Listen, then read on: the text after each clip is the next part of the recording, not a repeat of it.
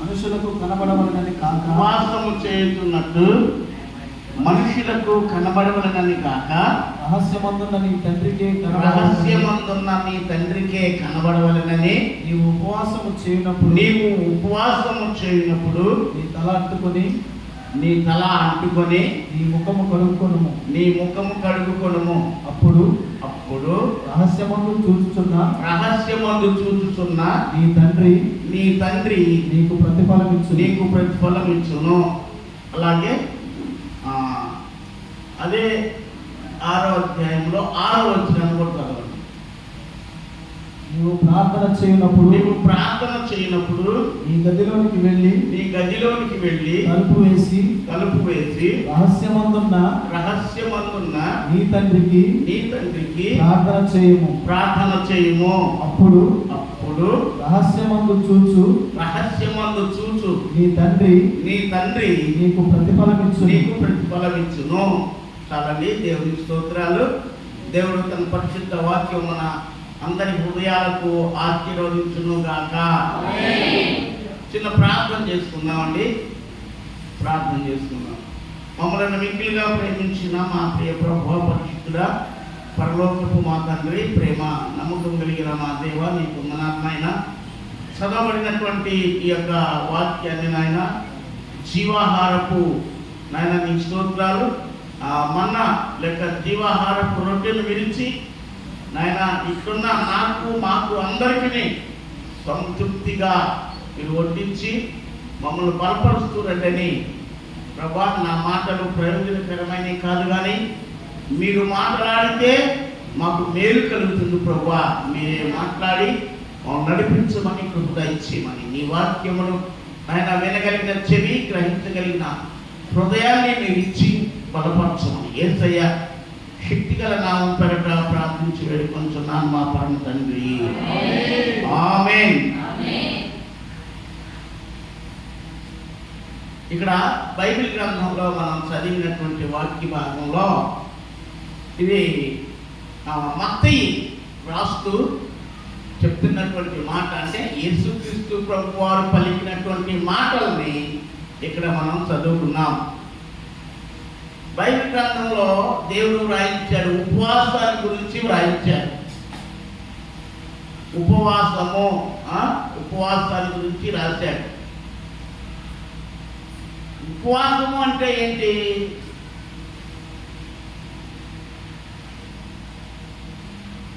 ఒక ఆహారం తినుకున్నాను లేకపోతే నీళ్లు తాగుకున్నాను అనే కాదు. ఉపవాసము చేసేటప్పుడు, ఉపవాస ప్రార్థన చేసేటప్పుడు ఆదివారం మనం ఏ రీతిగా క్రమాన్ని అనుసరిస్తూ మరి ఏ పనికి వెళ్ళకుండా ఆ రోజు ఎలాగైతే ఉంటామో, ఈ ఉపవాస దినాల్లో కూడా అలాగే ఉండాలి అండి. ఉపవాస దినాల్లో కూడా అలాగే ఉండాలి. అప్పుడు ఈ ఆహారాన్ని లేదా భోజనాన్ని, నీళ్ళని మానివేయడంతో పాటు మనకున్న పనులు కూడా మానివేయాలి. మనకున్న సమస్తాన్ని ఉపేక్షించి దేవుని సన్నిధిలో నివసించాలి అని దాని యొక్క అర్థంగా దేవుడు మనకు తెలియపరుస్తూ ఉన్నాడు. దేవుడికి స్తోత్రం చెప్తా. హల్లెలూయా. కనుక ప్రియ దేవుని బిడ్డలారా, ఇక్కడ మత్తయి సువార్తను రాస్తూ ఏమంటున్నారు అని అంటే, నీవు ఉపవాసము చేయుచున్నట్లు మనుష్యులకు కనబడవలనని కాక. ఎవరికి కనపడకుండా ఉండాలి? మనం ఉపవాసం చేస్తున్నట్టు మనం ఎవరికి కనపడకూడదు? మనుషులకు కనపడకూడదు. పైన ఇంకా ఏమని రాయబడింది? ఈ ఉపవాసం చేసేటప్పుడు వాళ్ళ పరిస్థితులు అంటే వేషధారుల వలె దుఃఖముఖులై ఉండకుడి,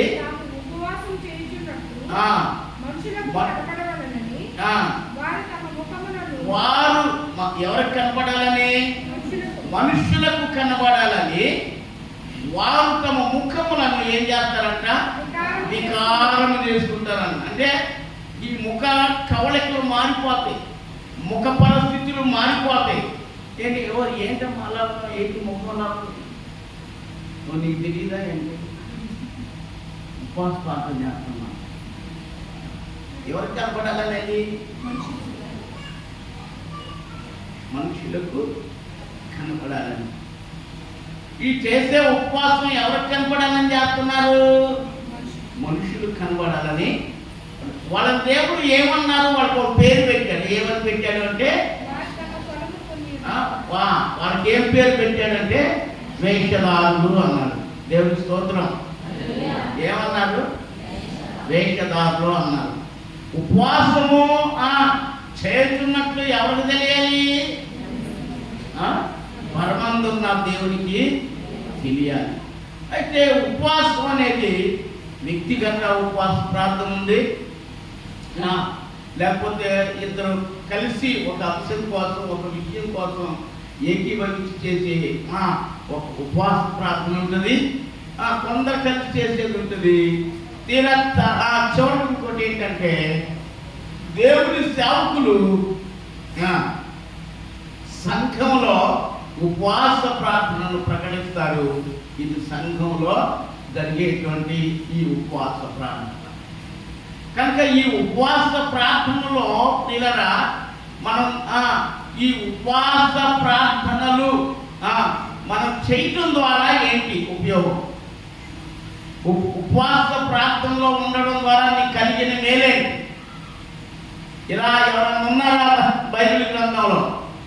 మనం చూసుకుంటే చాలా మంది ఈ రీతిగా ఉన్నట్లుగా మనం జ్ఞాపకం చేసుకుంటాం. దేవునికి స్తోత్రాలు. ఒకసారి ఈ వాక్యం చదవండి. 16వ వచనం నుండి కూడా 16, 17 చదవమ్మా. 18 చదవండి. నీవు ఉపవాసం చేస్తున్నప్పుడు ఎలాగా?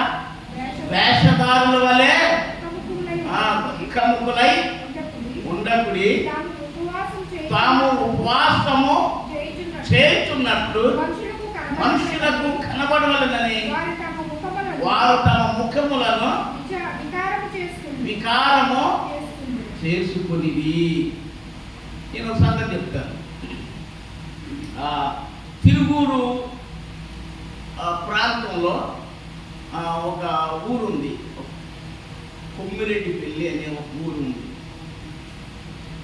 దేవుని వాక్యం జ్ఞాపకం చేసుకుంటే మరి సంవత్సరంలో ఒకసారి లెంట్ డేస్ అని జరుగుతాయి కదా. జరుగుతాయా? మన సంఘంలో జరుగుతాయా అమ్మా? జరగవా?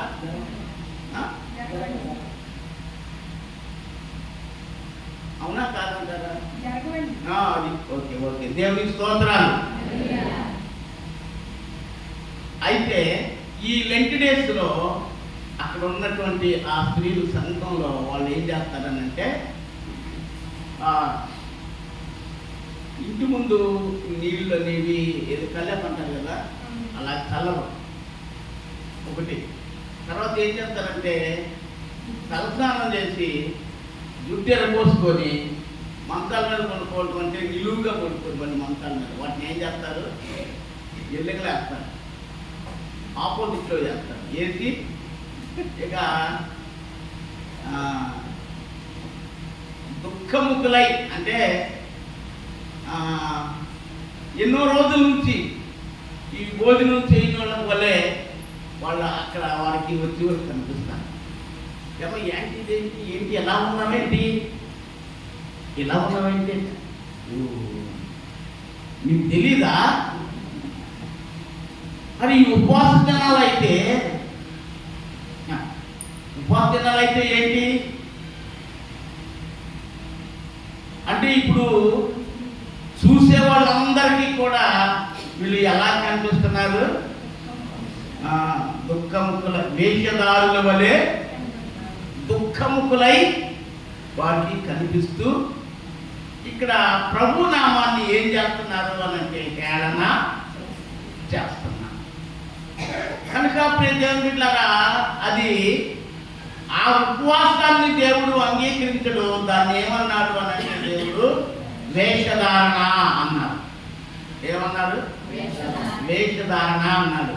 కనుక ప్రియులారా, మనం సంఘంగా కూడి మనం ఉపవాస ప్రార్థన చేస్తున్నప్పుడు ప్రియులారా, దేవుడు అద్భుతమైనటువంటి కార్యాలను చేస్తాడండి. దేవుడు బలమైనటువంటి కార్యాలు చేస్తాడండి. ఈ సాక్ష్యాధారాలు బైబిల్ గ్రంథంలో అనేకమైనటువంటి ఇలాంటి సందర్భాలు బైబిల్ గ్రంథంలో మనం చూడగలం. కనుక ప్రియులారా, మనం చేస్తున్నటువంటి ఈ ఉపవాస ప్రార్థన ఎవరికి తెలియకూడదు. భర్త రక్షణ పొందలేదనుకోండి, మరి భోజనం చేసేటప్పుడు సాధ్యమైనంత వరకు ఇద్దరు కలిసి భోజనం చేస్తారు. మరి సంఘంలో నువ్వు ఉన్నావు కాబట్టి, ఉపవాసాన్ని ప్రకటించారు సేవకులు కాబట్టి, మనం ఏం చేస్తాం? ఆ రోజు భోజనం మానేస్తాం.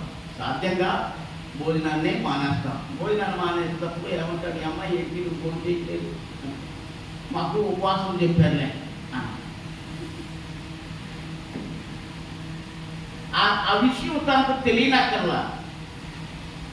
ఉపవాసం ఉంటున్నప్పుడు ఎవరికి కనీసం ఇంట్లో ఎవరికి కూడా తెలియకూడదు.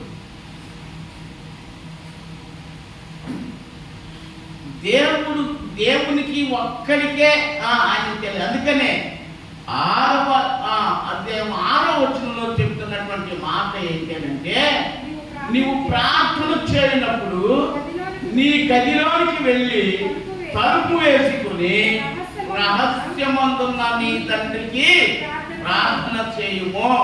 అప్పుడు రహస్యమందు చూస్తున్న నీ తండ్రి, నీ దేవుడు నీకు ప్రతిఫలము ఇస్తాడు అని దేవుని యొక్క వాక్యంలో తెల్లగా మనకు తెలియపరుస్తూ ఉన్నాడు. కనుక ఈ ఉపవాస ప్రార్థన సంఘంలో జరిగే ఉపవాస ప్రార్థన ఉంటుంది, వ్యక్తిగతంగా జరిగే ఉపవాస చేసుకునే ఉపవాస ప్రార్థన ఉంటుంది.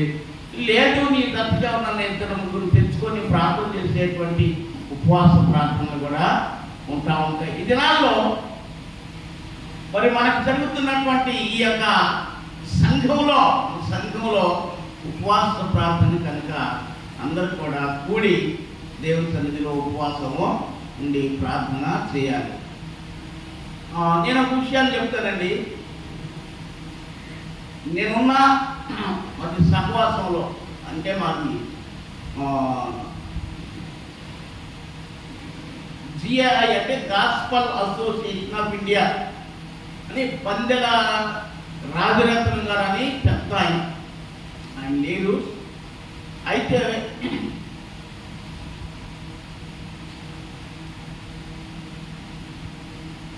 ఈ యొక్క ఉపవాస ప్రార్థనలో, ఉపవాసం అంటే ఉపవాసమే,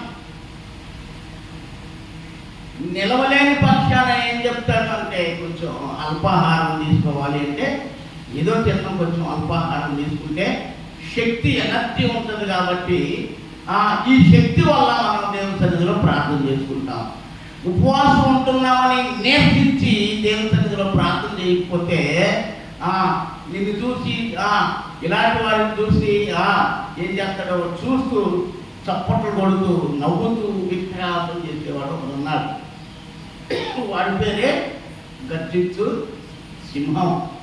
కనుక ప్రియులారా, ఉపవాసం ఉన్నప్పుడు కొంచెం అల్పాహారాన్ని తీసుకొని ఆ ఆహారం వల్ల వచ్చే శక్తిని దేవుని సన్నిధిలో ఉపయోగించాలి. కానీ ఈ రోజుల్లో, ఈ దినాల్లో మరి ఎలా నడుస్తున్నాయి ఉపవాస ప్రార్థన అంటే, ఉపవాస ప్రార్థనలు పెడుతున్నాం కానీ ప్రార్థన అయిన తర్వాత ఏదో ఒక పూటగా మంచి భోజనం చేసి తృప్తిగా పడుకొని నిద్రపోతూ ఉంటాం.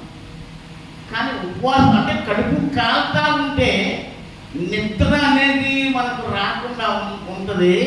అప్పుడు దేనికోసం మనల్ని నడిపిస్తూ ఉన్నారో ఆ విషయంలో ఇంకా దేవునికి సమీపంగా ఉండి నా ప్రార్థనలో ఉండేలాగా చేస్తున్నది ఇలాంటి పరిస్థితులు అని ఇలాగా తెలియపరుస్తూ ఉన్నా. దేవుని స్తోత్రం చేద్దాం. హల్లెలూయా. ఉపవాసం చేయటం వలన మన జీవితాలకు చాలా ప్రయోజనకరం. ఒకటి ఆరోగ్యకరంగా రెండవది దేవునికి సమీపంగా ఉంటాము అని దేవుని యొక్క వాక్యం తెలియపరుస్తూ ఉంది. దేవుని స్తోత్రం చేద్దాం. హల్లెలూయా. ఈ ఉపవాస ప్రార్థన అనేది పిల్లల సంఘంలో ఉండటం మంచిది, వ్యక్తిగతంగా ఉండటం మంచిది, కుటుంబంతో ఉండటం మంచిది. దేవుని స్తోత్రం చెప్పండి. ఉపవాస ప్రార్థన వల్ల నీకు పొంచి ఉన్నటువంటి కీడులన్నీ కూడా తొలగిపోతాయి. గట్టిగా చెప్పండి.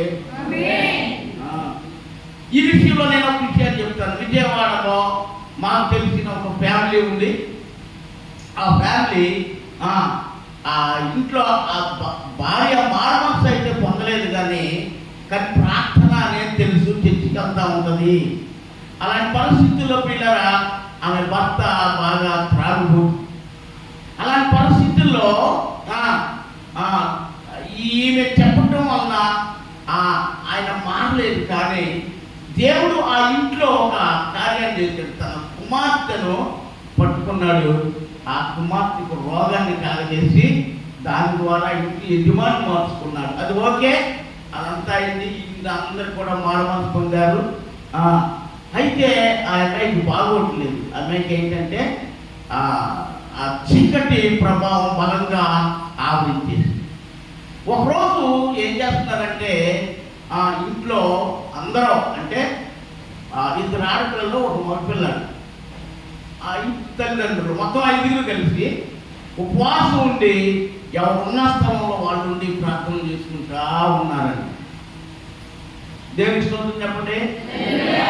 ఆ ప్రార్థన చేసే సమయంలో ఈ అమ్మాయి మీద ఉన్నటువంటి చీకటి ప్రభావం వెళ్ళిపోయింది, బయటికి వెళ్ళి.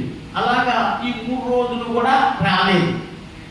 ఉపవాస ప్రార్థన అంటే సాతానికి భయం కనుక ఈ రీతిగా మళ్ళీ 2 రోజులు అయిన తర్వాత మరలా వచ్చాక ఆ నాన్న అడుగుతున్నాడు, ఆయన మీద కూర్చున్నటువంటి ఆ చీకటి ప్రభావాన్ని అడుగుతున్నాడు, దయ్యాన్ని అడుగుతున్నాడు. నువ్వు ఈరోజే వచ్చావు ఎందుకని, గత 2 రోజుల క్రితం 3 రోజుల క్రితం రాలేదు ఎందుకంటే, మీరు ఉపవాసంలో ప్రార్థన చేస్తున్నారుగా, నాకు చూడాడు ఇచ్చారు నేను రావడానికి, నువ్వు ఉంటే ఉన్నా ఈ ఇంట్లో అందరినీ ఉంటుంది, ఇంక నేనేం చేయాలా అన్నాడు. ఉపవాస ప్రార్థన వలన అపవాది సంబంధమైనటువంటి క్రియలు, శాతబడి, మాంత్రిక క్షుద్రశక్తులు, మాంత్రిక చెల్లని ప్రయోగం, ఇలాంటివి అన్నీ కూడా జయించగలుగుతూ ఉంటాం. అనే చెప్పండి. ఏ రీతిగా నీకు కీడు పొంచి ఉన్నా ఆ కీడు తప్పించేది ఉపవాస ప్రార్థన. దేవునికి స్తోత్రాలు. ఈ కుటుంబం దేవునిలో ఉంటుందని తెలుసుకున్నారు. తన సొంత బంధువులే వాళ్ళు అక్కడికి ఢిల్లీ వెళ్ళారు. అక్కడ ఉంటా ఉన్నారు. వీళ్ళు దేవుళ్ళు ఆశీర్వదిస్తూ ఉన్నాడు, వీళ్ళు కొద్ది దిగుతూ ఉన్నారు. వీళ్ళు ఏం చేశారంటే వీళ్ళు పాడైపోవాలని ఏర్పాటు చేసి శక్తులు పంపించారు. ఆ సంగతి వీళ్ళకి తెలియదు, ఆ సంగతే ఈ ఇంట్లోకి తెలియదు.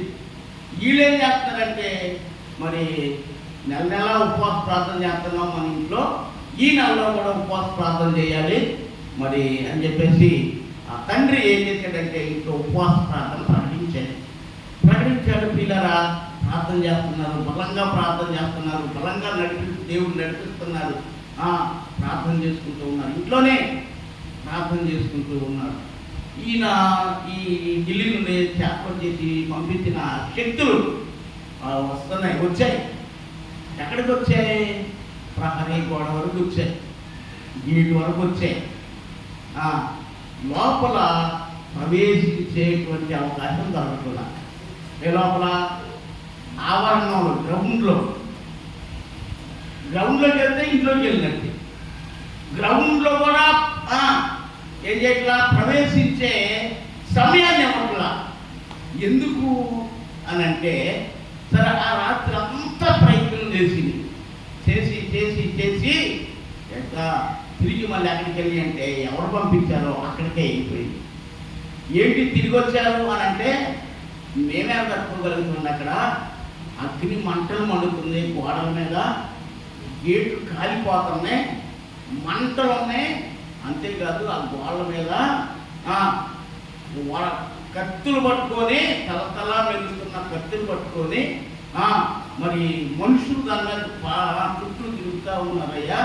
మంటలో కత్తులు మేమే కట్టుకోగలమయ్యి అని చెప్పి ఎవరు చెప్పారు?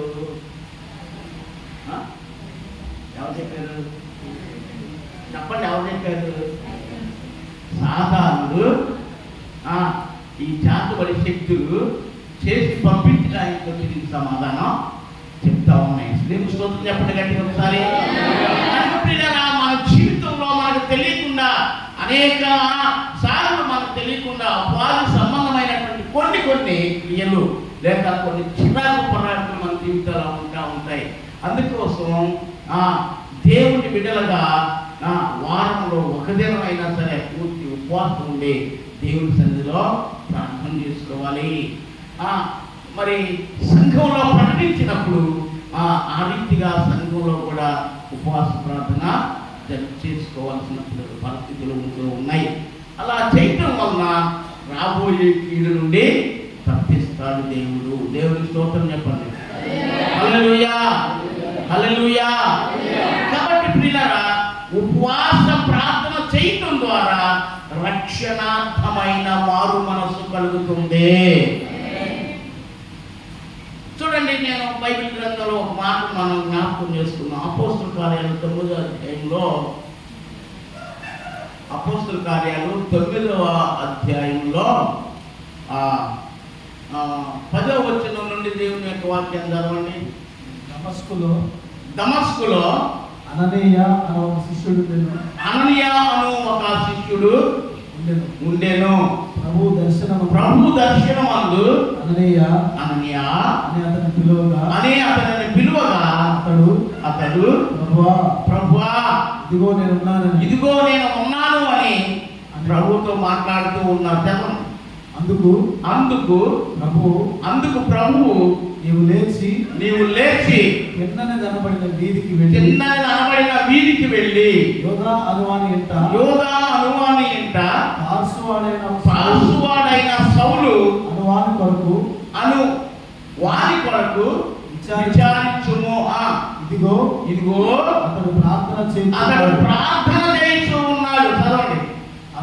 అతడు అననీయ అను ఒక మనుష్యుడు లోపలికి వచ్చి తాను దృష్టి పొందినట్లు తల మీద చేతులు ఉంచుట చూచి ఉన్నాడని చెప్పాను. చదవండి. అందుకు అననీయ ప్రభువా ఈ మనుష్యుడు యెరూషలేములో నీ పరిశుద్ధులకు ఎంతో కీడు చేసి ఉన్నాడు అని అతని గూర్చి అనేకుల వలన నేను విన్నాను. ఇక్కడను నీ నామమును బట్టి ప్రార్థన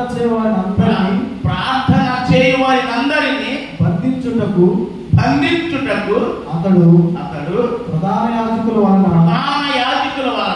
అధికారం పొంది ఉన్నాడని ఉత్తరమిచ్చెను. అందుకు ప్రభువు నీవు వెళ్ళుము అన్యజనుల ఎదుటను రాజుల ఎదుటను ఇశ్రాయేలీయుల ఎదుటను నా నామము భరించుటకు ఇతడు నేను ఏర్పరచుకొనిన సాధనమై ఉన్నాడు. ఇతడు నా నామము కొరకు ఎన్ని శ్రమలను అనుభవింపవలెనో నేను ఇతనికి చూపుదునెను అతనితో చెప్పెను. అననీయ వెళ్ళి ఆ ఇంట ప్రవేశించి 9వ వచనంలో కూడా ఒకసారి చదవండి. 9వ వచనాన్ని. అతడు 3 దినములు చూపు లేక అన్నపానము లేవియు పుచ్చుకొనకుండెనో. చాలండి. దేవుని స్తోత్రం చేద్దాం. హల్లెలూయా. ఇక్కడ మరి సౌలు జీవితాన్ని గురించి ఇక్కడ మనం చదువుతా ఉన్నాం. ఈయన ఎలాంటి వాడు అని అంటే ధర్మశాస్త్రానికి లోబడినటువంటి వాడు. గమలీయేలు అనేటువంటి ఒక అతని దగ్గర పండితుడి దగ్గర ఈ ధర్మశాస్త్ర సంబంధమైనటువంటి ఆ విద్యను అభ్యసించినాడు. యేసుక్రీస్తు ప్రభువును గురించినటువంటి సువార్త అతనికి తెలియదు. అలాంటి పరిస్థితుల్లో ధర్మశాస్త్రమే చేయాలి కానీ ఇలా చేయకూడదని క్రైస్తవులైనటువంటి వారిని హింసిస్తూ ఉన్నాడు.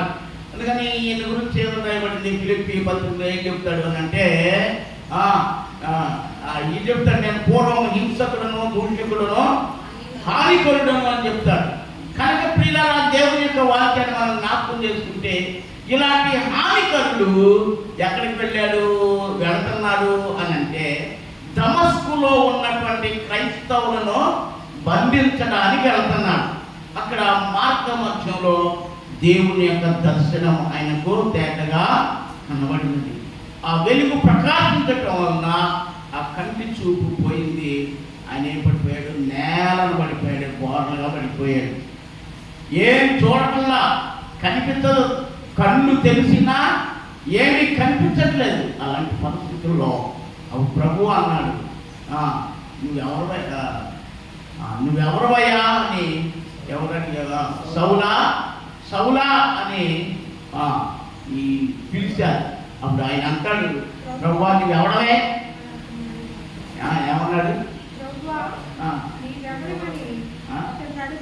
నువ్వెవడవే ఏమన్నాడు ఆయన? అయ్యా ఎవరయ్యా అంటున్నా, నువ్వెవడవే అంటే ఏముంది? ఇంటికి గర్వం ఉంది. ప్రధాన యాజకుల దగ్గర తీసుకున్నటువంటి ఆ పత్రాలు ఉన్నాయి. ఆయనకు అడ్డు చెప్పేటువంటి వారు లేరు.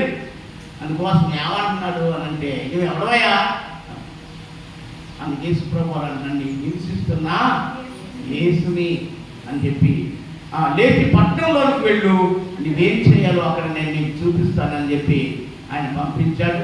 పట్టణంలో మరి యోధా అను వారి ఇంట్లో ప్రవేశించాడు. అక్కడ 3 దినాలు చూపు లేకుండా ఉన్నాడు. అక్కడ 3 దినాలు భోజనం మానేశాడు. ఆ మాట ఈ అననీయతో ఏమని చెప్తున్నాడు అంటే, ఇదిగో అతడు ప్రార్థన చేస్తున్నాడు అన్న. దేవుని స్తోత్రం చేద్దాం. 3 దినాలు ఆహారం మానేసి, నీళ్లు మానేసి ఓటనే కూర్చోవాలా, ఏంటి ఇలా జరిగిందని బాధపడుతున్నా. యేసు ప్రభు ఏం చేస్తున్నాడు ఆయన గురించి అననీయతో? ఇదిగో అతడు ప్రార్థన చేస్తున్నాడు. కనుక ఈ యొక్క ఉపవాసం ఉండి ప్రార్థన చేయడం ద్వారా సౌలు జీవితం మార్చబడింది. చెప్పండి, సౌలు జీవితం ఏం చేయబడింది? మార్చబడింది. నేను ఒక మాట అడుగుతాను, సౌలుకి మరొక పేరేంటి? పౌలు. ఈ ప్రభు దర్శనం కలిగిన తర్వాత పౌలు అనే పేరు ఉందా, లేదంటే ఈ పేరు అంతకు ముందే ఉందా? అమ్మా, దర్శనం లేదు, అంతకుముందే ఈ ఎక్కడ ఈ అపోస్తుల కార్యాల్లోనే 20 పైన తర్వాత అధ్యాయంలో ఈ మాట మనకు దొరుకుతుంది. నాకు రెఫరెన్స్ జ్ఞాపకం లేదు కానీ ఏం చెప్తారు అని అంటే అక్కడ పౌలు అనబడిన సౌలు అన్నారు. అంటే ఈ క్రైస్తవులుగా లేకపోతే మారు మనసు బాప్తీసం పొందకపోయిన నామకార క్రైస్తవులైనటువంటి వారికి ఎన్ని పేర్లు? డబల్ నేమ్ ఉంటుంది. డబల్ నేమ్, బండి ఒక పేరు, గుళ్ళో ఒక పేరు. అవునంటారా కాదంటారా? మీ చెల్లెలేమేమో కానీ మా చెల్లి అలాగే ఉంది. దేవుని స్తోత్రం చెప్పండి. హల్లెలూయా. కనుక ప్రియులారా, దేవుని వాక్యాన్ని జ్ఞాపకం చేసుకుంటే ఈ యొక్క పౌలు అనబడిన ఈ సౌలు జీవితం ప్రభు దర్శనంతో మార్చబడింది. ఆయన వెంటనే దేవుని వాక్యానికి లోబడ్డాడు. అన్నయ్య వెళ్ళి ప్రార్థన చేయడం ద్వారా దేవుడు తిరిగి మరలా చూపు పొంది ఏం చేశాడు తెలుసా? మరలా కత్తులు కట్టారాలు పట్టుకోలేదు. ఏం చేశాడు? ఆయన బైబిల్ పట్టుకున్నాడు, సువార్త పత్రికలు పట్టుకున్నాడు, ఇంటింటికి వీధి వీధికి తిరుగుతున్నాడు. అని ప్రజలు నమ్ముతారా, భయపడతారా? చెప్పండి, ప్రజలు భయపడతారా, నమ్ముతారా? చెప్పండి అయ్యా.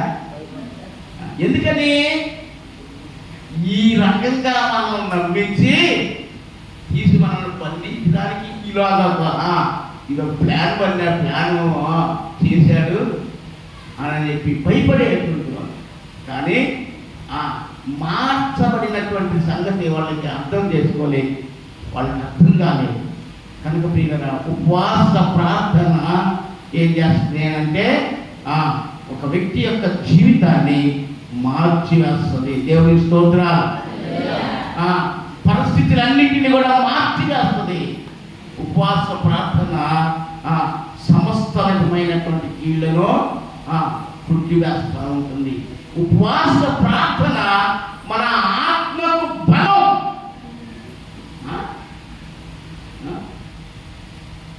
బాహ్య పురుషుడు, బాహ్య శరీరము కృషించుచున్న కొలది చెప్పండి, అంతరంగంలో ఉన్న అనగా మన ఆత్మ దినదినము కూడా ఏం చేయబడుతుంది? నూతన పరచబడతా ఉంటుంది, నూతన బలం పొందుకుంటూ ఉంటుంది. కనుక ప్రియ దేవుని బిడ్డలారా, ఉపవాస ప్రార్థన చాలా విలువైనటువంటిది. అనేక సమయాలు ఉపవాసం ఉండి ప్రార్థన చేయటం మనం నేర్చుకోవాలి. నెలలో మరి లేకపోతే ఇలా నెలకు ఒకసారి ఇలాగా మరి సంఘంలో ఈ రీతిగా ఏర్పాటు చేసి ప్రార్థనలే కాదు, కానీ ఉపవాస ప్రార్థనలు అనేక సమయాల్లో పిల్లగా మనం ఏం చేయాలంటే ఉపవాసం ఉండి ప్రార్థన చేసి దేవునికి సమీపంగా మనం ఉండాల్సినటువంటి అవసరత ఎంతైనా ఉంటా ఉంది. దేవునికి స్తోత్రం చెప్తాం. హల్లెలూయా, హల్లెలూయా. పిల్లరా, దేవుని యొక్క వాక్యాన్ని మనం జ్ఞాపకం చేసుకుంటే యోనా గ్రంథాన్ని మనం చూసినట్లయితే యోనా గ్రంథంలో చివరి అధ్యాయంలో నినివే మహాపట్నానికి దుర్గతి కలుగుతుంది అని ఈ యొక్క యోనా ఎంతో ఎన్ని రోజులు ప్రయాణం చేసి చెప్పాడు అని అంటే, ఒక్కరోజే ఎంతవరకు నడవగలడో అంతవరకు నడిచి ఇంకా 40 దినాల్లో ఎదురుగా ఈ పట్టణానికి దుర్గతి కలగపోతుందని దేవుడు తెలియజేయమన్నాడు. కనుక మీరందరూ కూడా మార్చుకోండి అని చెప్పేసి ఏం చేశారండి? యోనా ఒక దిన ప్రయాణం అంత దూరం ప్రయాణం చేసి చెప్పారు. దేవుని స్తోత్రాలు. ఈ మాటలు వినినటువంటి వారందరికీ కూడా భయం కలిగింది. ఏం కలిగిందండి? భయం కలిగింది. అయితే ఇప్పుడు ఏం చేయాలి అని చెప్పి మరి ఈ నోట ఆ నోట పడి అక్కడ రాసుకు కూడా ఈ విషయం తెలిసింది. కాబట్టి నినివే పట్టణం వారు దేవుని యందు విశ్వాసము ఉంచి ఉపవాస దినము చాటించి కనులేమి మనిషి అల్పులేమి అందరూ గోనెపట్ట కట్టుకొని ఆ సంగతి నినివే రాజుకు వినబడినప్పుడు అతడును తన సింహాసనం మీద నుండి దిగి తన రాజ్యవస్త్రములను తీసివేసి గోనెపట్ట కట్టుకొని బూడిదలో కూర్చుండెను. అని చూశారండి. ఇక్కడ దేవుని యొక్క వాక్యాన్ని మనం జ్ఞాపకం చేసుకుంటే ఈ నినివే పట్టణాన్ని గురించి అనేక చోట్ల బైబిల్ గ్రంథంలో రాయబడింది. ఈ నినివే పట్టణంలో ఏం జరుగుతుంది అంటే చాలా భయంకరమైనటువంటి పాపం జరుగుతూ ఉంటుంది. ఆ స్త్రీలను స్త్రీలతో స్త్రీలు, పురుషులతో పురుషులు అవాచ్యమైన సంగతులు కార్యములను చేస్తూ అసహ్యులుగాను దేవునికి అవిధేయులుగాను ప్రియరా కనిపిస్తూ ఉన్నారు. అలాంటి పరిస్థితులు చూసిన దేవుడు యోనాని పంపించి వర్తమానాన్ని తెలియజేశారు. వారు వెంటనే ఏం చేశారండి? దేవునికి భయపడ్డారండి. దేవుని స్తోత్రాలు. దేవుని మాటకు భయపడ్డారు. దేనికి భయపడ్డారు చెప్పండి? దేనికి భయపడ్డారు? దేవుని మాట అంటే భయం ఉంటుందండి. దేవుడి వాక్యం ఇది ఇలా చేయకూడదు, అలా చేయకూడదు అని చెప్పేసి చెప్తా ఉన్నప్పుడు అది ఎలా ఉంటుంది? రుచిస్తుందా? నేను సంఘంలో అది ఒక ఫ్యామిలీ ఉంది, పెద్దలు వాళ్ళు మాట్లాడుకు పొందారు, బాప్తిసం తీసుకున్నారు. ఆయన బూతులు తిడతా ఉన్నారు. ఎలాంటి బూతులు అంటే చాలా లోకంలో వాళ్ళు తిట్టినట్టుగా తిడతా ఉన్నారు. ప్రియరా, నేను విన్నాను, స్వయంగా విన్న తర్వాత సాయంత్రం పూట బాబాయ్ సార్ ఇంటికి రా అని చెప్పి నేను కబురు పెట్టాను. ఇక్కడ వచ్చాను. వస్తే నేను అన్నాను, బాబాయ్ నువ్వు బాప్తిసం పొందావు కదా? పొందాను అన్నాను. బాప్తిసం ఇచ్చారు కదా పెద్దయ్య గారు? ఇచ్చారయ్యా అన్నాను. మరి ఏంటి నువ్వు పొద్దున ఎవరిని అంత భయంకరంగా బూతులు తిడుతున్నావు? మారు మనసు పొందితేనే కదా నీకు బాప్తిసం ఇచ్చింది. అంటే మారు మనసు పొందేటప్పుడు ఈ బూతులు నేను తిడతానని చెప్పి బాప్తిసం పొందావా? అలా తిట్టకూడదు కదా. మనం బాప్తిసం పొందిన తర్వాత ఇతరులకి మాదిరికరంగా నడుచుకోవాలి కదా అని చెప్పి ఆయన పెద్దడు నా దగ్గర నుంచి వెళ్ళిపోయి చిన్న పెద్ద తేడా లేకుండా నన్ను పట్టుకొని అవమానపరిచేటట్టుగా మాట్లాడతాడా ఈ అయ్యగారు? ఈ అయ్యగారికి ఆశ్రయం ఇచ్చింది మేము. ఈ అయ్యగారిని ఆదరించింది మా ఫ్యామిలీ, మా అమ్మాయి వాళ్ళ ఫ్యామిలీ. కృతజ్ఞత అనేది లేకుండా నన్ను ఈ రకంగా అంటాడా అని చెప్పేసి పిల్లరా, వాళ్ళ ఫ్యామిలీ మెంబర్స్ మొత్తం 12 మంది ఉన్నారు. ఈ 12 మంది చర్చి మానేశారు. అని ఇప్పుడు నేను మంచి చెప్పానా చెడు చెప్పానా వాళ్ళకి? చెప్పండి ఒకసారి. తప్పు చేసినప్పుడు తప్పుగా చూపించాను. అది ఎలా? పెద్దోడు కాబట్టి అందరి ముందు పెద్దలను గద్దింపక అని చెప్తున్నాను. తిమోతికి రాసిన పత్రికలో పెద్దలను గద్దింపక తండ్రిగా భావించుకొని వాళ్ళు చక్కని ఉపదేశం సంగతులు చెప్పమన్నారు. నేను అలాగే ప్రేమించి దగ్గర కూర్చోబెట్టుకొని ఆ విషయాలు మాట్లాడగాను నా మీద తిరుగుబాటు చేశారు. చర్చి మానేశారు. ఈరోజు మనం అనకూడదు కానీ నా సేవకుని నేను నా నోట్లో నుంచి మాట్లాడకూడదు కానీ దేశము కాదు దిగినట్టు తిరుగుతున్నాను. ఒక సేవకుడు లేదు, ఒక సంఘం అని లేదు.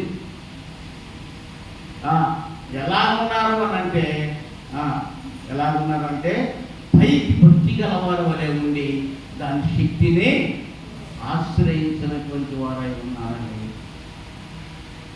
అలాగనే ప్రియమైన దేవుని బిడ్డలారా, దేవుని యొక్క వాక్యాన్ని జ్ఞాపకం చేసుకున్నప్పుడు మన జీవితాలు మార్చబడిన తర్వాత మార్చబడినటువంటి రీతిలోనే మన పద్ధతిలో ఉండాలి.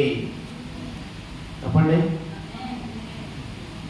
ఎలాగ నువ్వు మార్పు చెందావో దానిని ఎవరి ఎదుటి మనం కనపరచాలి? మనుషులు ఎదుటి మనం కనపడుతున్నట్లా దేవుని ఎదుట మనం కనపరుస్తూ ఉంటే అప్పుడు దేవుడే మనల్ని మనుషులు పరిచయం చేస్తాడండి. స్తోత్రం చెప్పండి.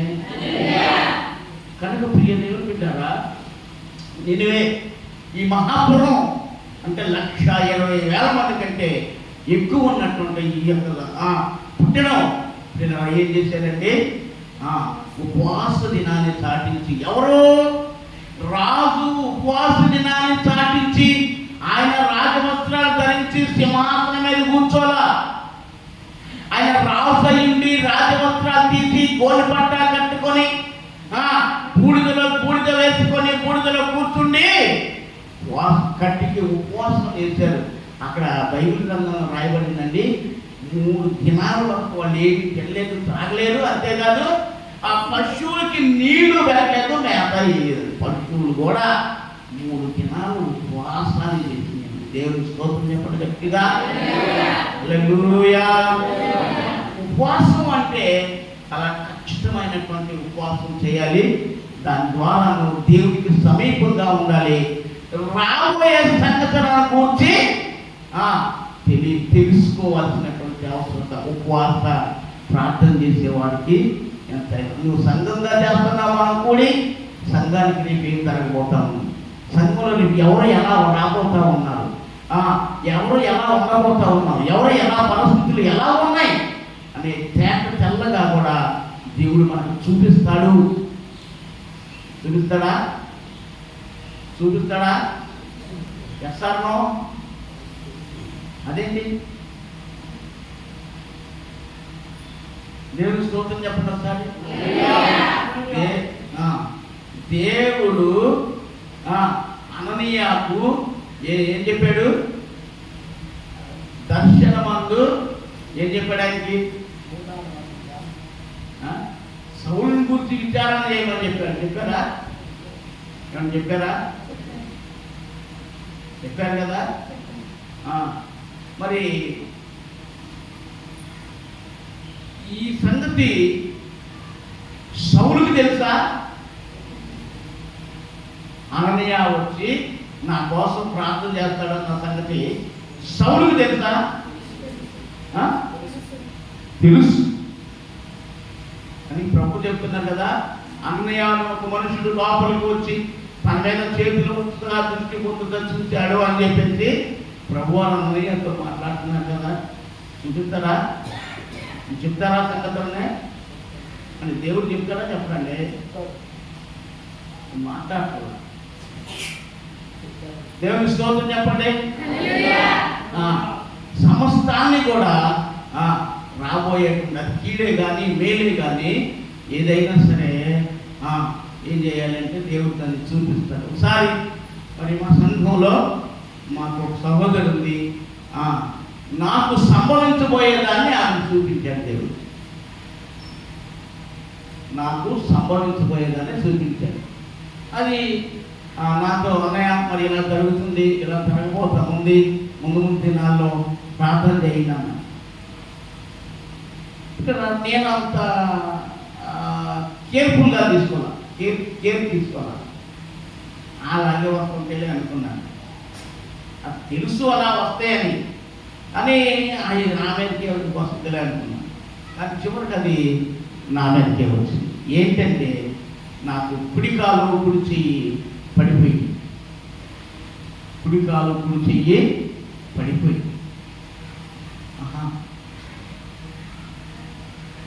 అప్పుడు ఆ అమ్మాయి చెప్పినటువంటి ఆ దర్శనం అది జ్ఞాపకం వచ్చి దేవుని సన్నిధిలో ప్రార్థన చేసుకున్నాను. మరి మా వాళ్ళందరూ కూడా తీసుకెళ్ళి ఎక్కడంటే ఏలూరు ఆంధ్ర హాస్పిటల్లో పెట్టారు. ఆదివారం మొదలుకొని ఎక్కడి వరకు ఉన్నా, శనివారం వరకు హాస్పిటల్లో ఉన్నా. 7 దినాలు ఆంధ్ర హాస్పిటల్. అది వాస్తవంగా నాకు అలాగా ఈ కాలు చెయ్యి పడిపోవటం అనేది శారీరకమైనటువంటి వ్యాధి అయితే కాదండి, రోగం అయితే కాదు. మరి ఏంటి ఇది అని అంటే సాతాను తన ప్రభావం అంటే ఆ దినాల్లో ఎక్కువగా ప్రతి గృహాన్ని దర్శించి గృహంలో 3 దినాలు ఉపవాస ప్రార్థన పెడతాను. వాళ్ళు ఊమన్నా ఊమనకపోయినా, వాళ్ళు పెట్టమన్నా పెట్టకపోయినా వాడు నాకు ఏమన్నా పెట్టినా పెట్టకపోయినా నేనేం చేస్తాను, 3 రోజులు ఉపవాస ప్రార్థన పెడుతూ ఆ దుఃఖాల్లో అలుముకున్నటువంటి ఆ చీకటి ప్రభావాల్ని, ఆ కీడు అదంతటిని కూడా కొట్టివేస్తూ ఏసై ప్రార్థన మనం చేస్తూ ఉంటే ఆయన కొట్టివేస్తూ క్షేమాన్ని సంగతి చూసి ఓహో పడగొట్టకపోతే మాట వినేటట్లేడని ఏం చేసింది, పడగొట్టింది. కానీ విజయం ఎవరికి వచ్చింది? చివరికి ఎవరికి వచ్చింది విజయం? అది పడగొట్టడం వరకే, అంతే. తర్వాత నేను ఆదివారం ఆరాధన అయిన తర్వాత హాస్పిటల్కి వెళ్ళటం, నేను ఎప్పుడైతే సంఘాన్ని విడిచిపెట్టి బయటికి బయలుదేరాను, హాస్పిటల్ తీసుకెళ్ళాను, ఆ క్షణం మొదలుకొని తిరిగి నేను మరలా ఇంటికి వచ్చే అంతవరకు నా సంఘం నా కొరకు ఏం చేస్తున్నారంటే ప్రార్థనా విజ్ఞాపనలో తినక పనులకి వెళ్ళేవాళ్ళు అండి. పనులకి వెళ్తున్నా సరే రాత్రులు ఉపవాసం ఉండేవాళ్ళు, రాత్రులు తినకుండా ఉండేవాళ్ళు. మందిరం పగలే, నైట్కి నైటే, రాత్రులకు రాత్రి పగలకి నా సంఘం అంతా నా కోసం విజ్ఞాపన చేస్తూ ఉన్నారు, ప్రార్థన చేస్తూ ఉన్నారు, విలపిస్తున్నారు, రోధిస్తున్నారు. ప్రియులారా, నేను తిరిగి ఇంటికి వచ్చే వరకు వాడు చర్చిలో నుంచి ఎటు కదలలేదు. ఆ టైంలో నేను ఇంటికి వచ్చిన తర్వాత అందరూ నన్ను చూశారు, సంతోషించారు. ఆ తర్వాత వాడు గృహానికి వెళ్ళారు. ఒక ఫ్యామిలీ ఉంది, అప్పటికి నా కాలు ఇంకా పూర్తిగా రాలేదు.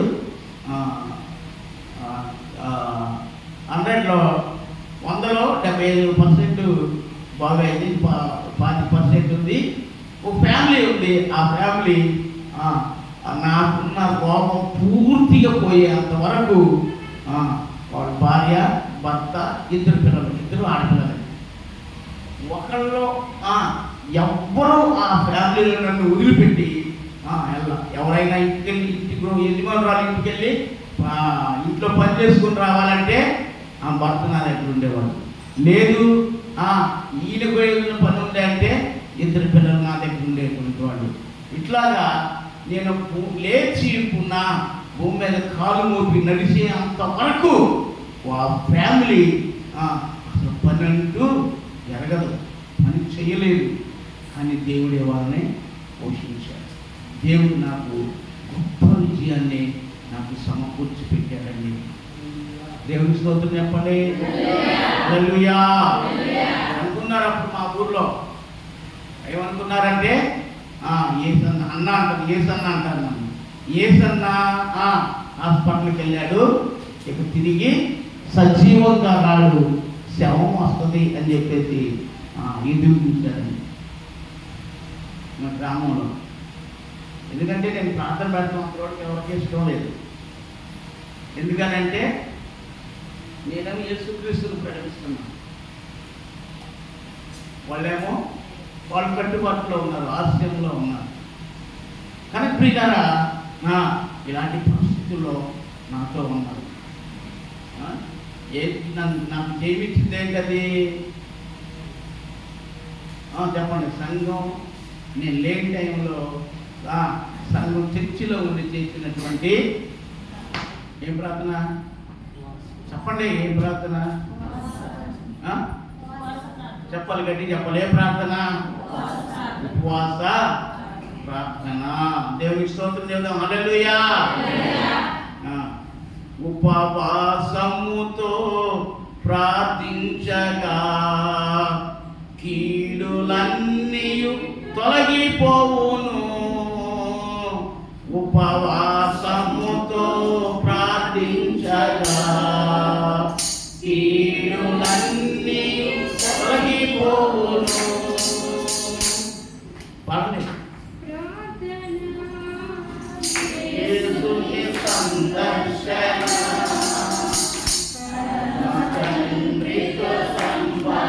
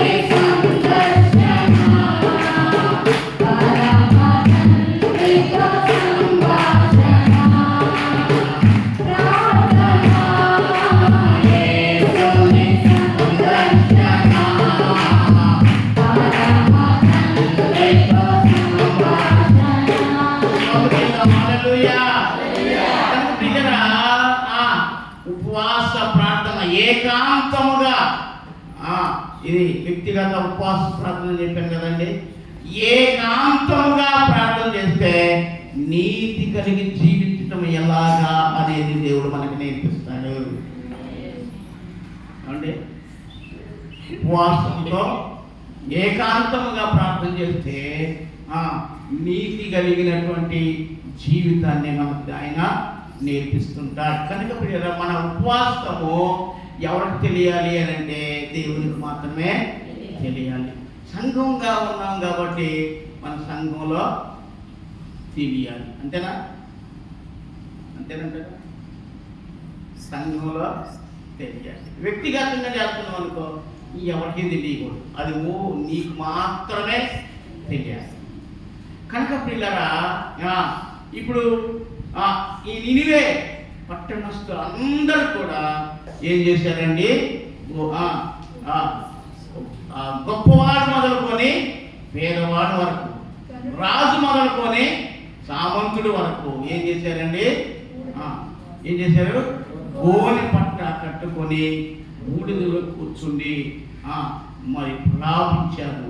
ఆ ఉపవాస ప్రార్థన వల్ల నినివే పట్టణానికి దేవుడు కలగజేస్తానని చెప్పినటువంటి ఆ కీడు ఆయన చెయ్యక మానేను. చెప్పండి, దేవునికి స్తోత్రం చెప్దాం. హల్లెలూయా. ఇక్కడ ఆ వాక్యంలో ఏం రాయబడిందంటే, వీళ్ళ ఉపవాసాలు చూసి దేవుడు పశ్చాత్తాపపడ్డాడు. అర్థమైందండి? ఉపవాసం అంటే ఇలా చెయ్యాలి. ఉపవాస ప్రార్థన అని చెప్పేసి ఏం చేస్తుంటారండి? ప్రార్థన అయిన తర్వాత అనౌన్స్మెంట్ చేస్తారు, ప్రేమ విందు ఉన్నది అందరు తినేయాలని. ఎప్పుడు చేయాలి ఇది? ప్రేమ విందు అనేది చెయ్యాలి. ఎప్పుడు చేయాలి? లాస్ట్ రోజు అందరం ఉంటాం కనుక లాస్ట్ రోజు పెట్టుకొని తీసుకోవటం అది మంచిది. అంతేగాని ఏ రోజుకి ఆ రోజు మా భోజనాలు ఉన్నాయి అందరూ తినాలంటే అది పెట్టే కంటే ఏం చేయాలంటే చక్కగా టిఫిన్ వేసి ఉప్మానో ఇడ్లీయో ఏదో అల్పాహారం అది వేసి పెట్టి ఇంకా ప్రార్థనలో బలం పొందుకునేటువంటి వారిగా చేయాల్సినటువంటి అవసరం మనకి ఎంతైనా ఉంది. ఆ విధంగా చేయటం ద్వారా ఏం చేస్తాడంటే దేవుడు మనకు బహు సమీపంగా ఆయన మనకు ఉంటాడు. దేవుడి స్తోత్రాలు. యెహోవా మీకు దొరుకు కాలమందు ఆయన మీరు వెతకండి, ఆయన మీ సమీపమున ఉండగా ఆయన మీరు ఏం చేయాలి? వేడుకొనండి. దేవుడి స్తోత్రాలు. అలాగే దేవుని మాటకు లోబడినటువంటి ఈ 1,20,000 పైన ఉన్నటువంటి ఈ నినివే మహాపట్టణాన్ని దేవుడు ఆ కీడు నుండి ఆయన పశ్చాత్తపడి ఆ పట్టణాన్ని రక్షించాడు.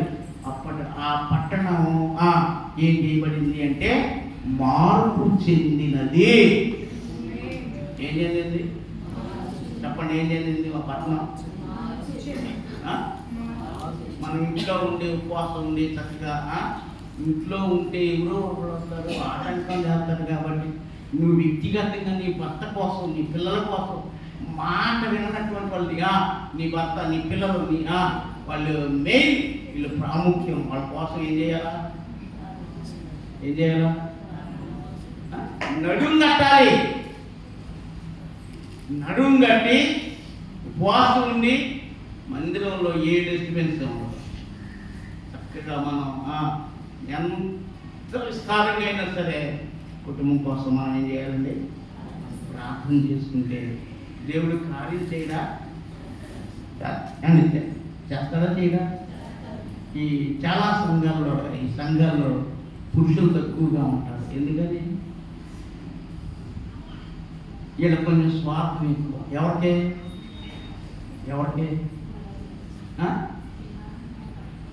ఎవరికి స్వార్థం? స్త్రీలకి. ఎందుకని?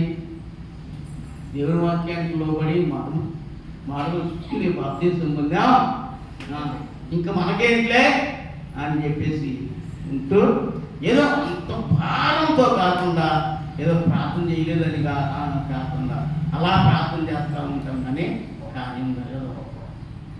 అందుకని కుటుంబంలో ఏం చేయాలంటే కుటుంబం కోసం ఏం చేయాలా? ఉపవాసం ఉండి దేవుని సన్నిధిలో చెప్పండి ఏం చేయాలి?